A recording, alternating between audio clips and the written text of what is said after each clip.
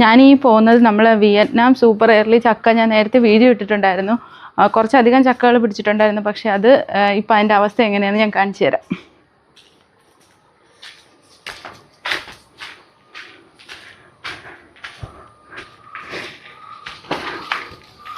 ദേ ഇത് കണ്ടോ, ഇപ്പം ദേ ഇങ്ങനെയാണ് കേട്ടോ. ചക്ക കേടാകുന്നുണ്ട്.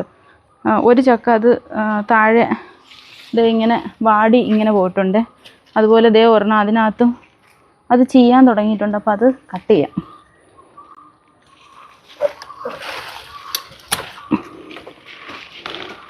ഒന്നും ആയിട്ടില്ലെന്ന് തോന്നണം കേട്ടോ. പഴുക്കാനൊന്നും തുടങ്ങിയിട്ടില്ല. അതിന് മുന്നേ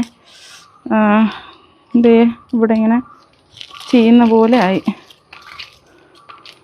ഇതാണ് അവസ്ഥ. ഇത് നമുക്കൊന്ന് കട്ട് ചെയ്ത് നോക്കാം എന്താവുമെന്ന് അറിയില്ല. ഇതൊന്ന് കട്ട് ചെയ്ത് നോക്കാം ഈ ചക്ക എങ്ങനെയുണ്ടെന്ന്. ഇനി ഒരു ചക്ക കൂടെ നിൽക്കുന്നുണ്ട്. അത് പക്ഷേ മേളിലേക്കാണ് നിൽക്കുന്നത്. അത് ഒരു പ്രതീക്ഷയുള്ള ചക്കയാണ്. താഴെ നിൽക്കുന്നതെല്ലാം തന്നെ ഇങ്ങനെ ആയി. അതിൽ ഒരെണ്ണം ഞാൻ എടുത്തിട്ടുണ്ടായിരുന്നു. ഒരെണ്ണം ഞാൻ കറി വയ്ക്കാനായിട്ട് എടുത്ത്. നല്ല ടേസ്റ്റായിരുന്നു. കട്ട് ചെയ്തെടുക്കട്ടെ.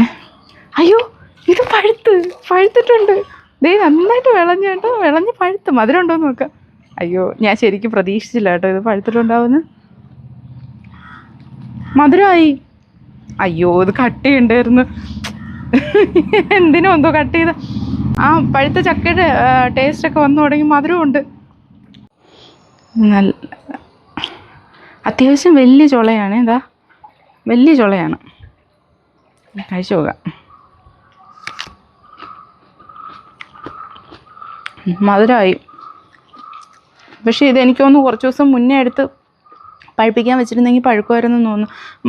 മണമൊന്നും ആയില്ല. അത് കാരണമാണ് ഞാൻ പിന്നെ വലിയതായിട്ട് ശ്രദ്ധിക്കാതിരുന്നത്. മണമൊന്നും വന്നിട്ടില്ലായിരുന്നു. പക്ഷെ അത് പഴുത്തു.